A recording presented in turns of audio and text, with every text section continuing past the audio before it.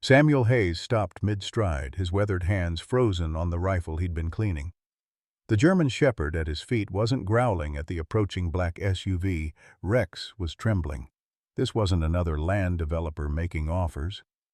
Betty Lou's scream cut through the Texas morning air as Marcus Wellington III stepped out, his $1,000 shoes crunching on the gravel Sam's grandfather had laid 60 years ago.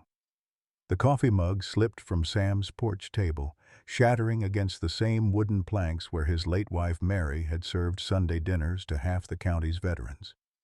"Time's up, old man," Wellington snarled, his voice carrying the weight of something far more personal than business. "You and that broken dog got 24 hours. Rex's ears flattened against his skull, a low whine escaping, the same sound he'd made in the desert when Tommy Wellington had died in Sam's arms. How could Wellington not recognize his own son's dog? Leave a like and share your thoughts in the comments along with the city you're watching from now. Let's continue with the story. 6 months earlier, the morning routine had been different. Samuel Hayes would rise at dawn, his arthritic joints protesting the Texas humidity, and step onto the wraparound porch of the ranch house that had sheltered 3 generations of his family. Rex would already be waiting, patient as stone, those intelligent brown eyes tracking every movement with the precision of a soldier on watch. The town of Millbrook stretched below them like a faded photograph, its population of 2,147 souls scattered across rolling hills that had once run thick with cattle. Now, half the ranches stood empty, their for sale signs weathered gray by seasons of disappointment. The young folks had fled to Dallas and Houston, leaving behind a community of silver-haired veterans and widows who gathered at Sal's Diner every morning to share coffee and complaints about politicians who'd never worn a uniform. Sam's own spread encompassed 43 acres of memories. The barn where he'd taught his son Billy to ride, the creek where Mary had insisted on picnics every Sunday after church, the oak tree where they'd buried 3 generations of farm dogs, each marked with a simple wooden cross and a name carved deep enough to outlast the grief.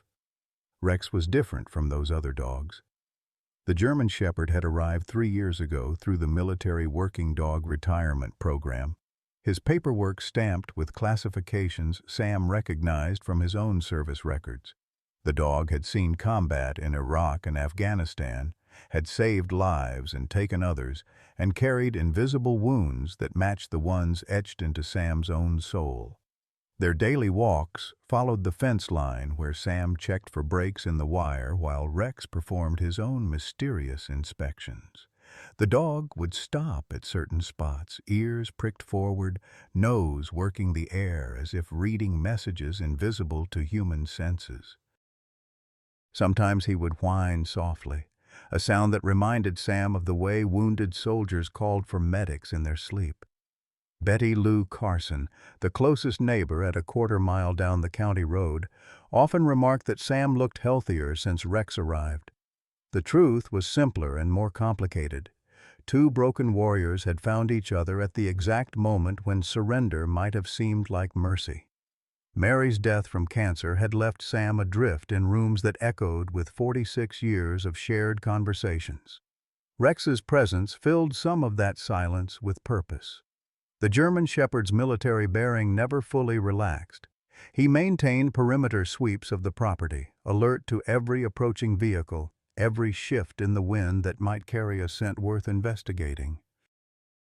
When thunderstorms rolled across the plains, both man and dog would retreat to the basement, Sam sipping bourbon while Rex pressed close enough to share body heat, both of them riding out the artillery of memory that thunder always triggered. Neither of them knew that Marcus Wellington III had been watching the property for weeks, studying their routines with the patience of a predator selecting prey. The morning Wellington arrived, Sam had been replacing a section of fence wire that Rex had been investigating for 3 days straight. The German Shepherd's behavior had grown increasingly agitated, pacing the perimeter with the methodical precision of a sentry detecting infiltration. Sam should have trusted the dog's instincts. In 40 years of ranching, he'd learned that animals sensed trouble long before humans acknowledged its presence. The black Escalade materialized through the heat shimmer rising from the county road, its polished surface reflecting the Texas sun like a beetle's carapace. Rex's hackles rose in a ridge along his spine, a low growl rumbling from deep in his chest. The sound carried a warning that Sam recognized from the dog's nightmares when phantom enemies stalked through dreams of desert compounds and roadside bombs. Wellington stepped onto Sam's land with the arrogance of ownership, his Italian leather shoes incongruous against the dusty earth that had never known anything more expensive than work boots. He carried a manila folder thick with documents, the kind of paperwork that could transform a man's life into a legal footnote. 2 companions remained by the vehicle, their suits poorly concealing the bulges of shoulder holsters. "Samuel Hayes," Wellington announced, as if reading from a court docket. "I represent Lone Star Development Corporation. You've been served notice of foreclosure proceedings due to unpaid property taxes dating back 18 months. Sam accepted the papers with hands that had steadied rifle sights in Vietnamese jungles and delivered calves on frozen February nights. The documents bore official seals and signatures that looked legitimate to eyes that had never learned to navigate legal labyrinths. According to the paperwork, he owed $47,000 in back taxes, interest, and penalties on land that had been in his family since 1923. "There's been some mistake," Sam said, his voice carrying the quiet authority of a man who'd faced down worse threats than bureaucracy. "I pay my taxes through the bank escrow, have for 20 years. Wellington's smile held no warmth. "Banks make mistakes, Mr. Hayes, especially with customers who don't generate significant revenue. You have 30 days to settle this debt or face immediate eviction proceedings." Rex circled closer, his military training evident in the tactical positioning. The dog placed himself between Sam and the strangers, weight balanced on his haunches, ready to spring. Wellington noticed the movement and his expression shifted, revealing something deeper than professional indifference. "That's a beautiful animal," Wellington said, but his tone carried an edge that made Rex's ears flatten against his skull. "German Shepherd, military breed by the look of him. What's his story?" "Retired service dog," Sam replied carefully. Something in Wellington's focus on Rex triggered alarm bells that had nothing to do with legal documents. "Been with me 3 years now." "Afghanistan, Iraq?" Wellington's questions came too quickly, with the hunger of someone seeking specific information. "Those dogs see a lot of action. Sometimes they come back damaged, unpredictable." The accusation hung in the humid air like the smell of approaching storm. Sam felt his temper rise, the same heat that had gotten him into trouble during his own military service. "Rex isn't damaged. He's a hero who served his country with more honor than most humans manage." Wellington stepped closer, invading the personal space that veterans instinctively guarded. "Heroes don't always age gracefully, Mr. Hayes. Sometimes they become liabilities. Dangerous to themselves and others." His gaze swept over the modest ranch buildings, cataloging assets with the precision of an appraiser. This property would be perfect for residential development. Golf course, maybe, swimming pools, the kind of amenities that attract young families. "This land isn't for sale," Sam said, his voice carrying the finality of bedrock. "Not to you, not to anybody." Wellington's mask of professional courtesy slipped, revealing raw hatred underneath. "Everything's for sale, old man. The only question is whether you accept a fair offer or lose everything to the tax assessor." He gestured toward Rex, who had begun to pace in tight circles, the dog's distress obvious to anyone who understood canine behavior. "That animal's going to hurt someone eventually. Dogs like that always do. When it happens, you'll face criminal charges, civil lawsuits. You'll lose this place anyway and probably end up in prison. The threat was specific enough to reveal planning, cruel enough to show personal animosity. Sam studied Wellington's face, searching for the source of such focused malice. The man was younger, well-fed, expensive, not someone whose path would naturally cross that of a retired rancher and his dog. Yet the hatred felt intimate, personal. Rex suddenly stopped pacing and fixed Wellington with a stare that seemed to penetrate beyond surface recognition. The dog's head tilted slightly, ears forward, as if processing information that eluded human perception. A soft whine escaped his throat, not of fear but of confusion, as though encountering something familiar in an impossible context. Wellington noticed the dog's reaction and stepped backward, his composure cracking for just a moment. In that instant, Sam glimpsed something unexpected in the younger man's eyes, not just hatred, but grief so deep it had curdled into something toxic. 30 days, Wellington repeated, backing toward his vehicle. Then we'll handle this the hard way. That evening, Sam sat at his kitchen table with the foreclosure documents spread before him like pieces of a puzzle that refused to form a coherent picture. The numbers didn't add up. His property taxes had been automatically deducted from his bank account for 2 decades, a system Mary had insisted upon after watching their neighbor lose his farm to a clerical error.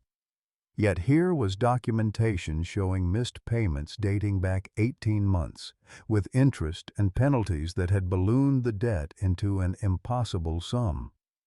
Rex lay at Sam's feet, his massive head resting on crossed paws, but his eyes remained alert. The German Shepherd hadn't relaxed since Wellington's visit, maintaining a vigilance that reminded Sam of soldiers on night watch in hostile territory. Every few minutes, the dog's ears would twitch toward sounds that human hearing couldn't detect, cataloging threats in the darkness beyond the porch light's reach. The phone rang at 8:30, its shrill tone making both man and dog flinch. Betty Lou Carson's voice carried across the line with the urgency of someone who'd witnessed something troubling. "Sam, honey, I need to talk to you about what happened today. That man who came by your place. I've seen him before." Sam carried the cordless phone onto the porch, where the night air offered relief from the kitchen's accumulated heat. Rex followed, immediately positioning himself at the top of the steps with a clear view of the access road. "Where'd you see him, Betty Lou?" "3 weeks ago, down at the Hendricks place. Same fancy car, same suit, same attitude. Poor old Earl was crying when they left. Next thing we knew, he was packing up to move in with his daughter in Oklahoma City. Said he couldn't afford to keep the ranch anymore." The information settled in Sam's stomach like a lead weight. Earl Hendricks had served 2 tours in Korea and had never missed a tax payment in his life. His ranch had been smaller than Sam's, but just as well maintained, just as steeped in family history. "Did Earl say what kind of trouble he was in?" "Same as you, from the sound of it. Back taxes, penalties, foreclosure.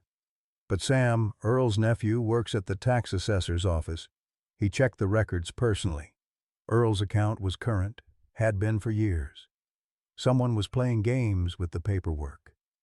Sam felt something cold and predatory moving in his chest, the same instinct that had kept him alive in Vietnamese jungles. This wasn't about unpaid taxes or development opportunities.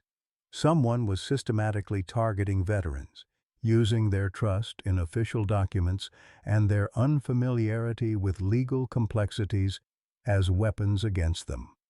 Rex suddenly stood, his hackles rising as headlights swept across the property. The German Shepherd's low growl carried a note Sam had never heard before, deeper and more threatening than his usual warnings. The dog positioned himself between Sam and the approaching vehicle, weight shifted forward onto his front legs, ready to launch himself at whatever threat emerged from the darkness.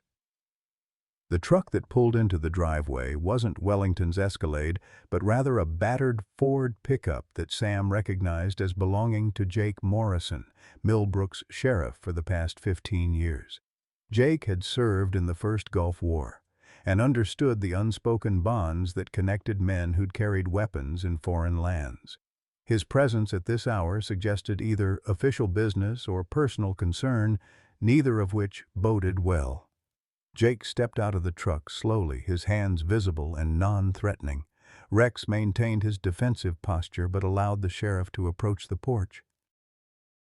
The dog's military training was evident in his restraint. He could have closed the distance to the truck in 3 bounds, but he waited for Sam's assessment of the threat level. "Evening, Sam," Jake said, his voice carrying the careful neutrality of someone delivering unwelcome news. "I need to talk to you about some complaints that have been filed." Sam gestured to the empty chair beside his own, the one where Mary used to sit during their evening conversations. Jake settled his considerable bulk into the creaking wood, accepting the unspoken invitation to speak as a friend rather than a law enforcement officer. Rex remained standing, his attention divided between the sheriff and the darkness beyond the porch light.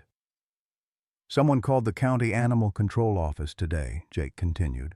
"Filed a report claiming you've got a dangerous animal on the property. Said the dog threatened them, showed aggressive behavior. They want Rex evaluated by a county veterinarian." The accusation hit Sam like a physical blow. Rex had never shown aggression toward anyone except in defense of Sam's property and person. The dog's military training made him naturally protective, but his obedience was absolute. Wellington's earlier comments about dangerous, unpredictable war dogs suddenly took on a more sinister significance. "This is about the foreclosure notice," Sam said, understanding flooding through him like cold water. "Wellington's trying to force me off the land by any means necessary." Jake nodded grimly. "That's what I figured, but my hands are tied. The complaint's been filed, the paperwork's official. I have to serve the notice, and Animal Control will be out here tomorrow for the evaluation." He leaned forward, his voice dropping to a whisper. "But I can tell you this much. Wellington's people have been asking questions about you around town. About your military service, about Rex's background, about whether you've been taking your medications." The implications crystallized with terrifying clarity. Wellington wasn't just stealing the ranch. He was systematically destroying Sam's credibility, setting up a narrative of an unstable veteran with a dangerous animal. If Animal Control found Rex aggressive, or if Sam appeared mentally incompetent, Wellington could claim the property through legal channels that would be nearly impossible to challenge. Rex sensed the escalating tension and moved closer to Sam's chair, pressing his warm bulk against the old man's legs. The simple gesture of comfort reminded Sam that whatever Wellington's ultimate goal, the man had made a crucial miscalculation. He was threatening the 2 things Sam valued most, his land and his dog. Some fights were worth everything a man had left to give. The animal control officer arrived at dawn, her clipboard thick with forms and her expression carefully neutral. Dr. Sarah Mitchell had been Millbrook's veterinarian for 12 years and had treated Rex since his arrival at Sam's ranch. She climbed out of the county van with the reluctance of someone forced to perform an unpleasant duty, her eyes avoiding Sam's as she approached the porch where he waited with Rex at his side. "Morning, Sam," she said, her voice professionally distant. "I'm here for the behavioral assessment we discussed." Rex remained perfectly still, his intelligent eyes tracking the veterinarian's movements with the patience of a soldier awaiting orders. The German shepherd knew Dr. Mitchell, had allowed her to examine him dozens of times, but something in the dog's posture suggested he understood this visit was different. His ears were pricked forward, alert to nuances in human behavior that might signal threat or deception. "This is about Wellington's complaint," Sam stated rather than asked. "What exactly am I supposed to have done?" Dr. Mitchell consulted her clipboard, reading from a typed report with obvious reluctance. According to the filed complaint, Rex displayed aggressive behavior toward visitors to your property, growling, baring teeth, positioning himself in an attack stance. The complainant states he felt threatened and believes the animal poses a danger to public safety. The description was technically accurate but stripped of context that would explain Rex's behavior as protective rather than aggressive. Sam watched Dr. Mitchell's face as she read, noting the tight lines around her eyes that suggested personal discomfort with the proceedings. She had seen Rex interact with dozens of people over the years and had never witnessed anything resembling unprovoked aggression. "Sarah," Sam said, using her first name deliberately, "you've known Rex for 3 years. You've seen him with children, with other animals, with strangers. Has he ever given you cause to think he's dangerous?" The veterinarian's professional mask slipped slightly, revealing the conflict between her personal knowledge and official duty. "My personal observations aren't relevant here, Sam. I'm required to conduct a standardized behavioral assessment based on specific protocols." She gestured toward a series of tests outlined on her forms.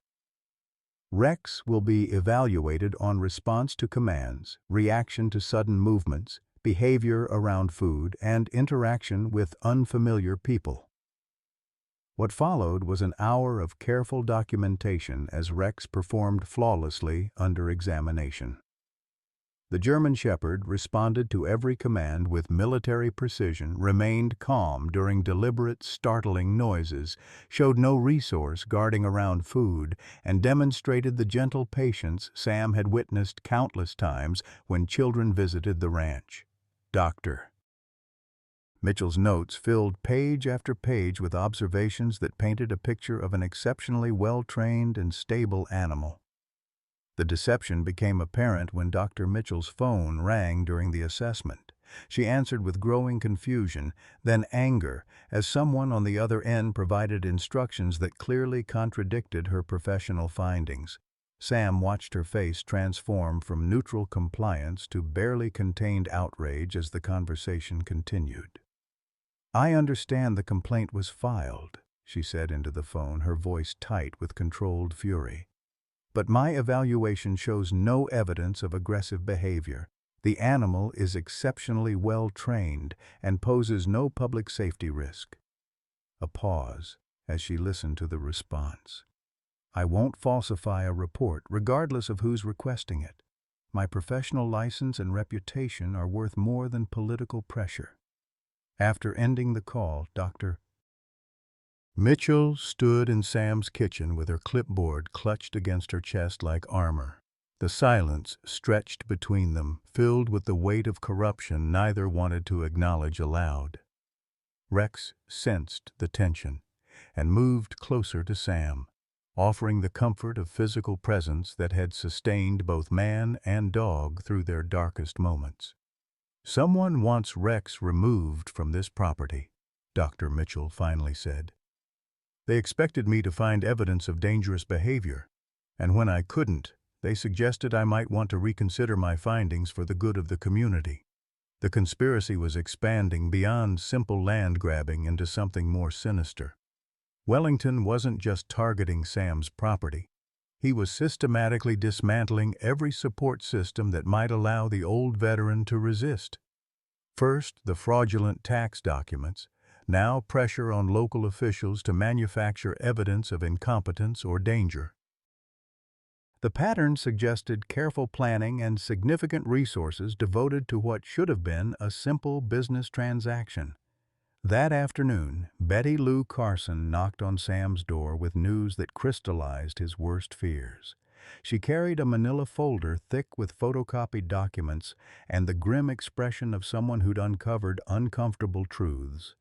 Rex greeted her with his usual gentle courtesy, accepting her customary ear scratches before returning to his position near Sam's chair. "I drove over to the county courthouse and did some research," Betty Lou announced, spreading papers across Sam's kitchen table. "Wellington's company has been busy.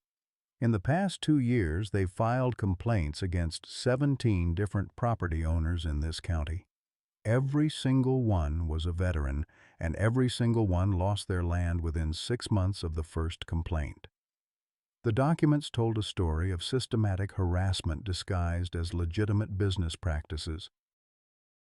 Each case followed the same pattern: questionable tax assessments, animal control complaints, building code violations, and ultimately foreclosure proceedings that transferred property to Lone Star Development Corporation at a fraction of market value.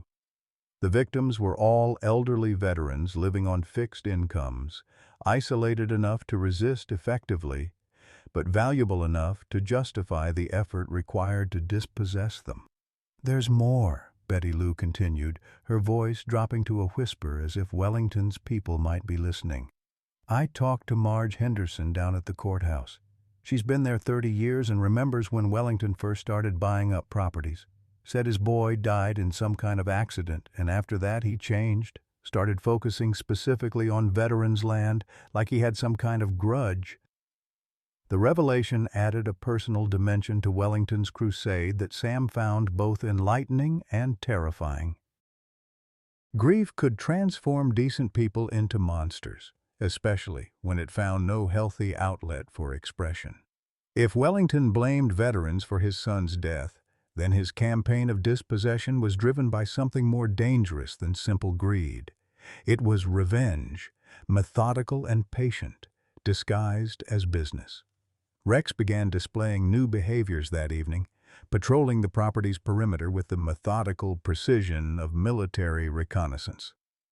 The German Shepherd had established a routine that took him along the fence line every 2 hours, his nose working the air for scents that might indicate surveillance or infiltration. Sam recognized the pattern from his own military service, the hypervigilance that kept soldiers alive in hostile territory. The dog's instincts proved accurate when Sam discovered fresh tire tracks along the back section of his property where the fence bordered undeveloped woodland. Someone had been watching the ranch, probably photographing daily routines and cataloging vulnerabilities. The tracks were from a vehicle too heavy to be a casual trespasser, more likely a surveillance team with professional equipment. That night, Sam made a decision that would have seemed impossible 6 months earlier. He retrieved his old service rifle from the locked cabinet where it had rested since Mary's death, checking the mechanism with movements made automatic by decades of military training. Rex watched the preparations with interest, his tail beginning to wag as he recognized familiar rituals that preceded serious business. "Looks like we're back on active duty, boy," Sam murmured, running his hand along the German Shepherd's neck. The dog's muscles were taut with anticipation, his entire bearing transformed from pet to weapon. "Think you remember how to watch my six?" Rex's response was a low woof that carried unmistakable intelligence, followed by a movement to the window where he could observe the access road. The transformation was remarkable. The gentle companion animal had become a military working dog, alert to threats and ready to respond with lethal precision if necessary. The phone calls began at midnight, each one hanging up when Sam answered. The harassment was psychological warfare designed to erode sleep and increase stress. Wellington's people were escalating their campaign, moving from legal pressure to direct intimidation. Rex remained alert throughout the night, his ears tracking sounds that human hearing couldn't detect, occasionally growling softly at disturbances in the darkness beyond the porch light. By dawn, Sam understood that the battle for his ranch had moved beyond courtrooms and official procedures into something far more personal and dangerous. Wellington's grief-driven vendetta against veterans had identified Sam as a target worth destroying regardless of the methods required. The old soldier faced a choice between surrender and a fight that would test everything he had learned about courage, loyalty, and the bonds that connected man to his most faithful companion. Rex seemed to understand the gravity of their situation, pressing close to Sam's side as they watched the sunrise paint the Texas sky in shades of amber and gold. Whatever came next would test the limits of their devotion to each other and their willingness to sacrifice everything for the principles that had shaped their lives. Some fights were worth dying for, and some loyalties transcended the fear of death itself. The attack came at 3:17 in the morning, precisely the hour when human alertness reached its lowest ebb. Rex's warning growl pulled Sam from restless sleep, the German shepherd's body rigid with tension beside the bed. Through the bedroom window, Sam could see nothing but darkness, yet Rex's behavior indicated multiple threats approaching from different directions with the coordination of a planned assault. Sam rolled from bed with movements made automatic by decades of military training, his hands finding the service rifle propped against the nightstand. Rex was already moving toward the front of the house, his paws silent on the hardwood floors as he took position at the living room window. The dog's tactical awareness was evident in his positioning, selecting a vantage point that provided maximum visibility while offering cover from return fire. The first Molotov cocktail shattered against the barn's east wall, orange flames spreading across weathered timber with hungry intensity. The second and third followed within seconds, targeting the hay storage area where decades of accumulated dry fodder would feed the fire into an inferno. Whoever had planned this assault understood ranch operations well enough to know that destroying the barn would cripple Sam's ability to maintain livestock, making the property worthless for agricultural purposes. Rex's growl deepened to a sound Sam had never heard from the animal before, a rumbling bass note that seemed to emerge from some primal depth where civilization hadn't penetrated. The German shepherd's hackles rose in a ridge along his spine, transforming his silhouette into something more wolf than domestic dog. His military training was asserting itself, overriding years of peaceful ranch life with combat instincts that recognized mortal danger. Muzzle flashes erupted from 3 positions around the property's perimeter, automatic weapons fire stitching patterns across the ranch house's front wall.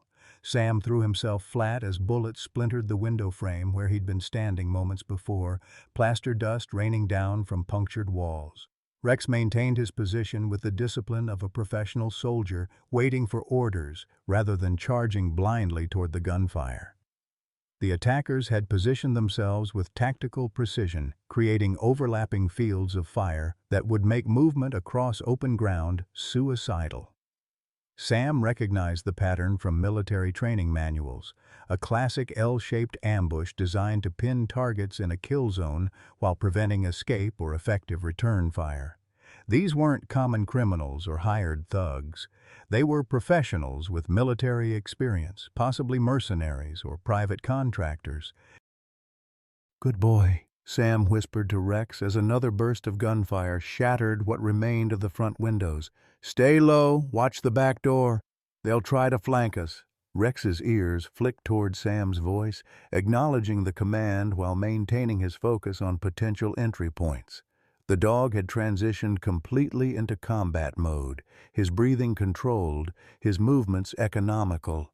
Every aspect of his behavior reflected training that went far beyond basic obedience, suggesting specialized instruction in close-quarters combat and urban warfare. The barn fire was spreading rapidly, its glow illuminating the attackers' positions and revealing at least 6 armed figures surrounding the house. Sam counted muzzle flashes and tried to identify weapons based on their distinctive sounds. At least 2 assault rifles, probably AR-15 variants, plus what sounded like a military-grade machine gun providing suppressive fire from the tree line beyond the access road. A new sound cut through the gunfire, the deep rumble of heavy vehicles approaching at high speed. Sam's heart sank as he recognized the distinctive noise of armored trucks, the kind used by SWAT teams and military contractors for high-risk operations. Wellington had escalated beyond harassment into outright warfare, bringing enough firepower to eliminate any possibility of survival or escape. Rex suddenly spun toward the kitchen, his warning bark sharp and urgent. Through the smoke and chaos, Sam heard the distinctive sound of breaking glass as someone forced entry through the back door. The flanking maneuver he'd anticipated was beginning, with at least 2 attackers moving through the rear of the house while their companions maintained suppressive fire from outside. The German Shepherd disappeared into the kitchen like a gray shadow, moving with the fluid grace of a predator closing on prey. Sam heard a man's startled curse, followed by the sound of bodies colliding with tremendous force. Rex's attack was swift and precise, targeting the intruder's weapon arm with the efficiency of military training. The tactical advantage of surprise lasted only seconds, but those seconds were enough to disable one threat and alert Sam to the exact position of the others. Gunfire erupted inside the house as the second intruder opened fire on Rex, muzzle flashes strobing through the kitchen doorway. Sam moved without conscious thought, muscle memory guiding him through combat drills practiced thousands of times in Vietnamese jungles and stateside training facilities. His service rifle came to his shoulder with practiced smoothness, the familiar weight and balance reassuring in his weathered hands. The shot took the gunman's center mass, the heavy bullet's impact spinning him around and slamming him against the kitchen wall. Rex immediately shifted targets, his powerful jaws closing on the wounded man's wrist and forcing him to drop his weapon. The German Shepherd's control was remarkable. He could have crushed bone with those jaws, but his training emphasized disarming rather than killing when possible. Outside, the volume of gunfire increased dramatically as the attackers realized their flanking attempt had failed. Bullets punched through the house's walls with sledgehammer impacts, turning Sam's home into a war zone where every piece of furniture became potential shrapnel. The old veteran crawled toward the kitchen, staying below the line of fire while trying to reach his companion. He found Rex crouched behind the overturned kitchen table, blood matting the fur along the dog's left shoulder where a bullet had carved a shallow furrow. The German Shepherd's eyes remained alert and focused despite the wound, his attention divided between the 2 disabled intruders and the continuing threat from outside. The dog's breathing was controlled, professional, showing no sign of panic or loss of combat effectiveness. "Easy, boy," Sam murmured, examining the wound with gentle fingers. The bullet had missed bone and major blood vessels, creating a painful but not life-threatening injury. Rex tolerated the examination with stoic patience, occasionally glancing toward the front of the house where the heaviest gunfire continued to rake the building. The attackers' ammunition seemed inexhaustible, suggesting either extensive preparation or ongoing resupply from the armored vehicles Sam had heard approaching. This level of firepower went far beyond anything justified by a property dispute, indicating resources that only government agencies or major corporations could marshal. Wellington's vendetta had evolved into something approaching a military operation. A new sound penetrated the chaos, the distinctive whop-whop-whop of helicopter rotors approaching from the east. Sam's blood turned cold as he recognized the implications. Wellington's people were bringing air support to ensure no witnesses survived to testify about the night's events. The old veteran had faced overwhelming odds before, but never while responsible for an injured animal who deserved better than dying in a rich man's private war. Rex sensed Sam's despair and pressed closer, offering comfort even while wounded and under fire. The simple gesture of loyalty broke something in Sam's chest, releasing emotions he'd held in check since Mary's death. This dog had given him 3 years of companionship, devotion, and purpose when life had seemed empty of meaning. Whatever happened in the next few minutes, Rex deserved a fighting chance at survival. The helicopter's searchlight blazed through the shattered windows, turning the interior of the house into a hellscape of harsh shadows and blinding glare. Sam shielded his eyes and tried to locate alternative escape routes, but the attackers had positioned themselves to cover every exit.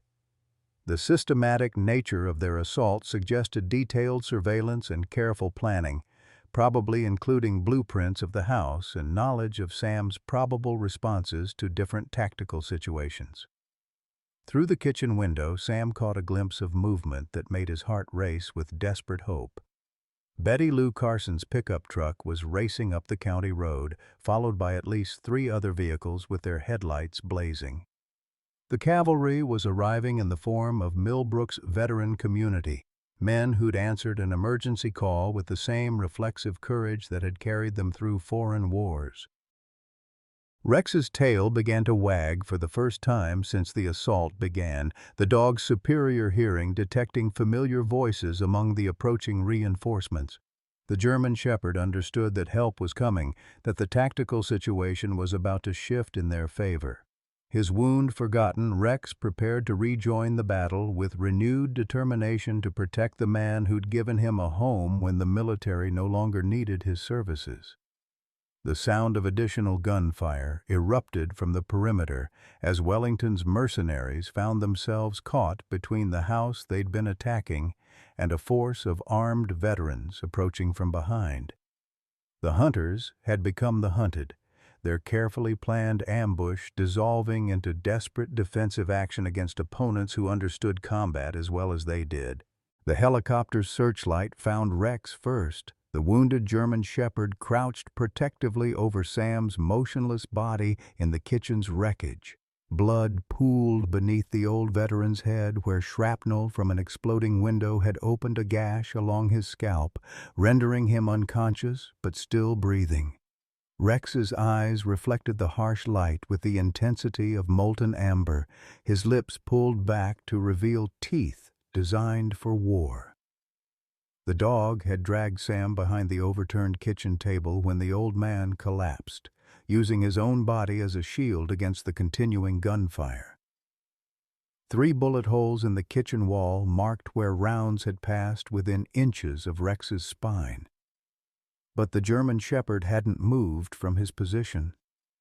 His military training had evolved beyond following orders to making independent tactical decisions, and he had chosen to die protecting the only family he had left. Wellington's voice crackled through a bullhorn from somewhere beyond the blazing barn, his words carrying across the battlefield with the authority of someone who believed victory was assured. "Samuel Hayes, you have 60 seconds to surrender yourself and the animal. Come out with your hands visible, and no one else needs to die tonight." The ultimatum was hollow theater for any witnesses who might survive to testify. Sam's veteran neighbors had arrived too late to prevent the assault, but early enough to become additional targets. Betty Lou Carson lay behind her truck's engine block, blood streaming from a head wound while she tried to reload her deceased husband's hunting rifle with shaking hands. Jake Morrison, the sheriff, had taken cover behind his patrol car with his service weapon drawn, but his radio had been destroyed by gunfire and backup was still 20 minutes away. Rex's response to Wellington's ultimatum was a sound that belonged in nightmares rather than domestic settings, a growl that seemed to emerge from depths where civilization had never penetrated. The German Shepherd understood that surrender meant death for both him and Sam, and his military training provided clear protocols for such situations. When capture was inevitable and escape impossible, a soldier's duty was to inflict maximum damage on the enemy. The dog's transformation was complete and terrifying. 3 years of peaceful ranch life fell away like shed skin, revealing the killing machine that had served in the mountains of Afghanistan and the deserts of Iraq. Rex's muscles bunched with predatory tension, his breathing controlled and purposeful. Every aspect of his bearing radiated lethal intent, the promise of violence delivered with surgical precision. Wellington appeared in the doorway like a figure from Sam's worst nightmares, his expensive suit replaced by tactical gear that made him indistinguishable from his mercenaries. He carried a military-grade rifle with the casual competence of someone familiar with its use, his eyes scanning the kitchen's wreckage for signs of continued resistance. The helicopter's spotlight followed his movement, turning the destroyed room into a stage where the final act of his vendetta would play out. "There's the hero," Wellington said, his voice thick with contempt as he studied Rex's defensive posture. "The loyal dog protecting his broken master. How touching, how absolutely pathetic." Rex's hackles rose higher, his growl deepening to a frequency that seemed to vibrate through the floor joists. The German shepherd had positioned himself with tactical precision, using the overturned table as cover while maintaining clear lines of sight to multiple entry points. His wounded shoulder hadn't diminished his combat effectiveness. If anything, the pain had sharpened his focus to a razor's edge. Wellington raised his rifle, the barrel centering on Rex's chest with the steady precision of someone who had practiced this moment in his imagination countless times. "You want to know why this is happening, dog? Your kind killed my son. Tommy Wellington, 22 years old, died because some drunken veteran couldn't handle civilian life. So now I'm returning the favor, one broken soldier at a time." The revelation struck Sam like a physical blow, consciousness returning in time to hear Wellington's confession. Through blood and pain, the old veteran processed information that recontextualized everything that had happened. This wasn't about land development or business opportunities. It was about a father's grief transformed into systematic revenge against an entire generation of warriors. "Tommy," Sam whispered, the name triggering memories that had been buried beneath layers of trauma and time. A young soldier's face materialized in Sam's mind, features that bore an unmistakable resemblance to the man standing over him with murder in his eyes. "Tommy Wellington, 2nd Lieutenant, Afghanistan, 2019. Wellington's finger tightened on the trigger, but something in Sam's voice made him hesitate.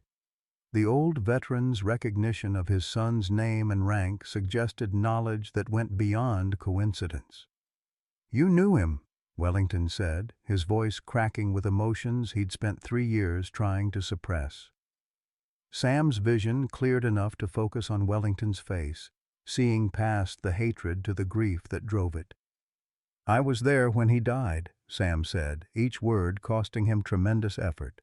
"Tommy saved Rex from an IED blast, pushed him clear, and took the full force himself." "Your boy died a hero." The rifle wavered in Wellington's hands as conflicting emotions warred across his features. 3 years of carefully constructed hatred began to crumble as he confronted the possibility that everything he'd believed about his son's death might be incomplete. Rex sensed the shift in his enemy's attention and prepared to spring, his powerful hindquarters coiling like compressed steel. "You're lying," Wellington said, but his voice lacked conviction. "Tommy died in a car accident, drunk driver, some veteran who couldn't handle coming home." Sam's hand found Rex's neck, fingers tangling in the familiar fur as he gathered strength for what might be his final words. "The car accident happened 3 months later. Tommy was driving cross-country, bringing Rex home to you as a surprise. He talked about his father every day, how proud he was, how much he wanted you to meet the dog that kept him alive." The truth hit Wellington like a physical blow, staggering him backward as the rifle's muzzle dropped toward the floor. His son hadn't been killed by a broken veteran. He had been the broken veteran, struggling with PTSD and survivor's guilt as he tried to fulfill a promise made to a dying comrade. The car accident had been Tommy's last attempt to bridge the gap between the war he'd survived and the father he'd disappointed. Rex chose that moment to attack, launching himself across the kitchen with the fluid grace of a weapon designed for close combat. His jaws closed on Wellington's rifle arm with surgical precision, powerful muscles clamping down with enough force to crush bone. The rifle clattered across the floor as Wellington screamed, his carefully planned execution dissolving into desperate struggle for survival. But even as Rex's attack achieved its tactical objective, the German Shepherd's eyes never left Sam's face. The dog's loyalty transcended his military training. His protective instincts focused on the old man who had given him purpose when the war ended. Whatever happened next, Rex had ensured that Sam would have a chance to survive, and for a soldier trained to value mission success above personal safety, that was victory enough. The helicopter's searchlight wavered as the pilot struggled to maintain visual contact with the chaotic scene below. Wellington's mercenaries hesitated, unsure whether to intervene in their employer's personal struggle or maintain their defensive positions against the approaching veteran reinforcements. In that moment of tactical confusion, the balance of power shifted in ways that would determine whether justice or vengeance would prevail. Rex's attack ended as suddenly as it had begun, the German Shepherd releasing Wellington's arm and backing away with disciplined restraint that spoke to training deeper than instinct. The dog's jaws could have crushed bone, severed arteries, ended the threat permanently, but his military conditioning emphasized control over killing. Wellington collapsed against the kitchen wall, clutching his mangled arm while staring at the animal with something approaching awe rather than hatred. Sam struggled to his knees, blood still streaming from his head wound, but consciousness returning with painful clarity. Through the smoke and chaos, he could see something that changed everything. A leather collar around Rex's neck that hadn't been there 3 years ago, partially hidden beneath matted fur, but now visible in the helicopter's harsh light. Dangling from that collar was a set of military dog tags, scratched and worn but still legible. Wellington TJ. Serial number 4472891, blood type O positive, religion Methodist. The tags belonged to Wellington's son, Tommy, the young lieutenant who had died saving Rex from an improvised explosive device in the mountains of Afghanistan. Sam's hands shook as he read the inscription on the reverse side, words etched in Tommy's own handwriting before his final deployment. If found, please call my father. He needs to know Rex saved us all. Wellington saw the tags at the same moment, his face transforming as 3 years of carefully constructed hatred crumbled beneath the weight of truth he'd been too grief-stricken to accept. His son hadn't been killed by broken veterans. Tommy had been the broken veteran, carrying survivor's guilt and PTSD that had ultimately led him on that desperate cross-country drive to reconnect with the father who'd stopped answering his letters. He wore them, Wellington whispered, his voice barely audible above the continuing gunfire outside. Tommy wore them every day after he got back, said they reminded him of his brothers who didn't make it home. His injured arm forgotten, Wellington crawled toward Rex with the desperate urgency of someone reaching for salvation. I thought he was falling apart. I thought the war had broken him beyond repair. Rex stood motionless as Wellington approached, the dog's intelligent eyes reflecting an understanding that transcended species barriers. The German Shepherd had carried this secret for 3 years, waiting for someone to read the message Tommy had entrusted to him. The tags weren't just identification, they were a letter from a dead son to a grieving father, carried by the only witness to Tommy's final act of heroism. Sam watched the reunion with emotions too complex for words. Rex had never bonded completely with him because the dog's loyalty still belonged to Tommy Wellington, the young soldier who'd sacrificed his life to save a 4-legged brother in arms. The German Shepherd had been marking time on Sam's ranch, providing companionship and protection while waiting for the moment when he could fulfill his final mission. "Read the back," Sam said gently, understanding now why Rex had always seemed to be waiting for something beyond the horizon. Wellington turned the tags with trembling fingers, finding words that his son had written in the field hospital after the IED explosion that claimed 2 other soldiers from their unit. "Dad, if you're reading this, then Rex found his way to you like I asked. He's not just a dog. He's my brother, my guardian angel, my best friend rolled into one. The things he's done, the lives he's saved, He pulled me out of burning vehicles, warned us about ambushes, found wounded soldiers in the dark when everyone else gave up looking. He deserves better than being put down because the military doesn't need him anymore. Give him the home I can't. Love him like I do. Your son, Tommy.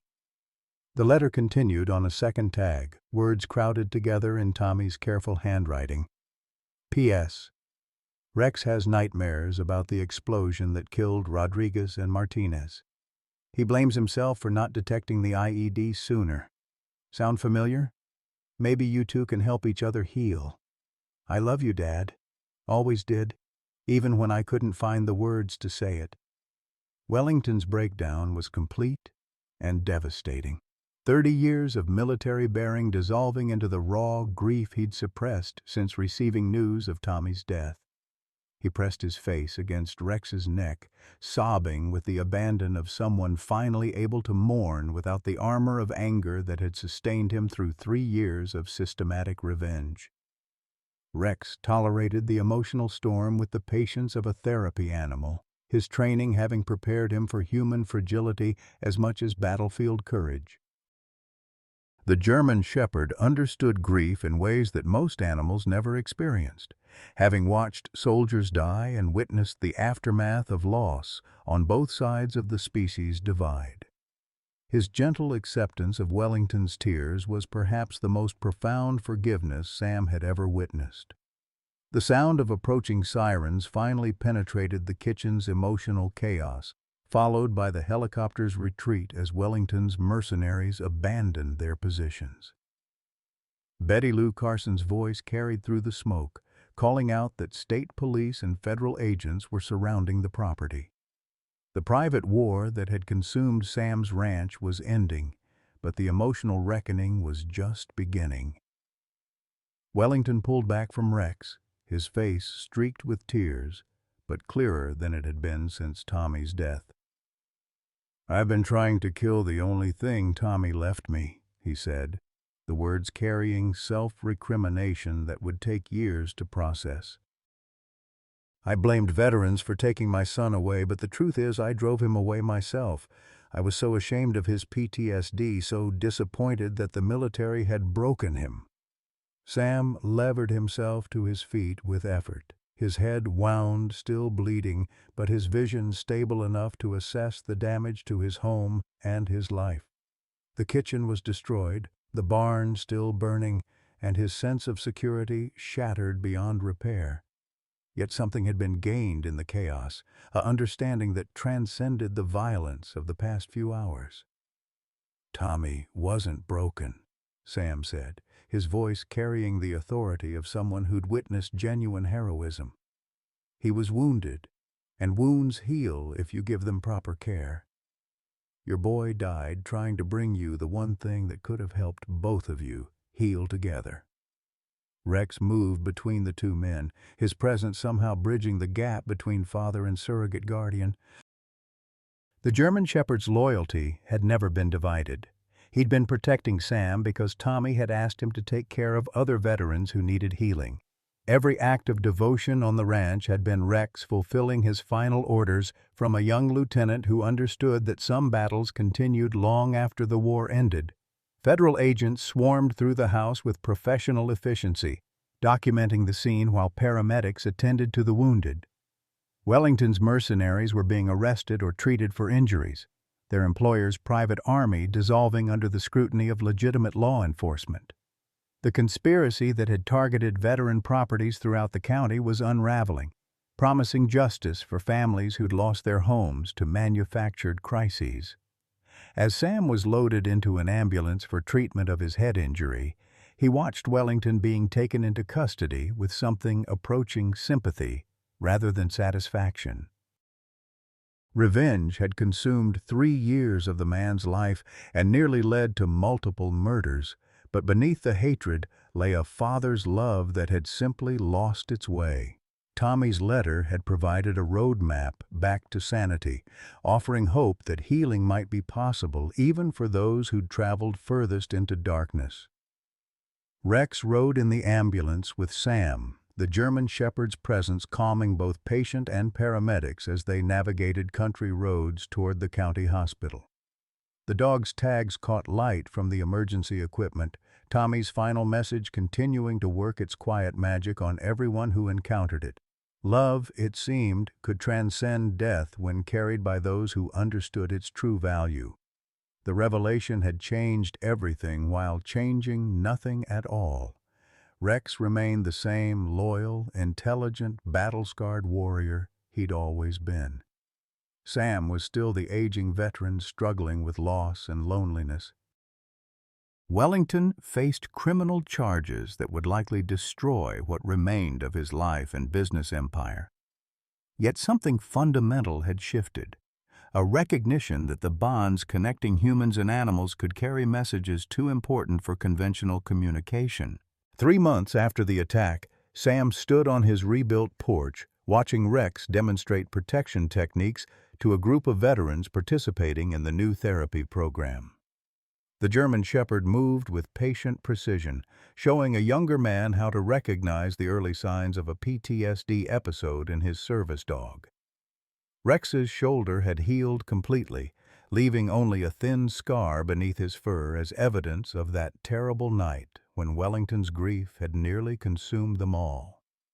The ranch had been transformed in ways Sam couldn't have imagined 6 months earlier. Wellington's legal settlement had funded not only the reconstruction of damaged buildings, but the establishment of the Tommy Wellington Memorial Veterans Center, a residential facility where combat veterans could work with specially trained therapy dogs while processing trauma in a supportive environment. The irony wasn't lost on Sam that Wellington's attempt to destroy veteran lives had ultimately created something that would heal hundreds of them. Rex had become the program's chief instructor, his unique combination of military training and therapeutic instincts making him invaluable for teaching other dogs how to provide support during emotional crises. The German Shepherd seemed to understand that his role had evolved beyond personal protection to something larger and more meaningful. Every veteran he helped was a fulfillment of Tommy Wellington's final wishes, carried forward through the loyalty of an animal who refused to let his handler's sacrifice be forgotten. Wellington himself sat in the center's common room, his left arm still weak from nerve damage, but his demeanor transformed beyond recognition. The man who had orchestrated a 3-year campaign of systematic harassment now spent his days learning about PTSD, trauma therapy, and the healing power of human-animal bonds. His court-mandated community service had become genuine passion for the work, driven by his need to atone for the damage his grief had caused. "He's incredible with the new arrivals," Wellington said, gesturing toward Rex as the dog gently guided a trembling Iraq veteran through breathing exercises designed to interrupt a panic attack. "Sometimes I watch him work and I can see Tommy in every movement, the way he positions himself, the patience, the absolute refusal to give up on someone who's struggling." Sam nodded, understanding how Wellington could see his dead son in Rex's behavior. The German Shepherd had absorbed 3 years of Tommy's training methods, his approach to helping fellow soldiers, his innate compassion for those carrying invisible wounds. In saving Rex from that IED explosion, Tommy had preserved not just the dog's life but his own legacy of service to others. The center housed 12 veterans at any given time, men and women from conflicts spanning 4 decades who worked with dogs rescued from military service or civilian shelters. The program paired human and canine trauma survivors, creating partnerships that facilitated healing on both sides of the species divide. Rex supervised these matches with the wisdom of someone who understood that the deepest wounds were often invisible to casual observation. Betty Lou Carson, now serving as the center's volunteer coordinator, approached with her usual clipboard full of schedules and updates. At 73, she had found new purpose in managing the logistics that kept the facility running smoothly. Her efficiency rivaled that of any military administrator. and her maternal instincts provided the emotional support that regulations and procedures couldn't address. "Doctor Mitchell wants to see you both," she announced, referring to the veterinarian who had become the center's medical director after leaving county service in disgust over the corruption she'd witnessed. "She's got the evaluation results for the new therapy dogs, and she thinks we might have found Rex's successor." The concept of replacing Rex was both inevitable and heartbreaking.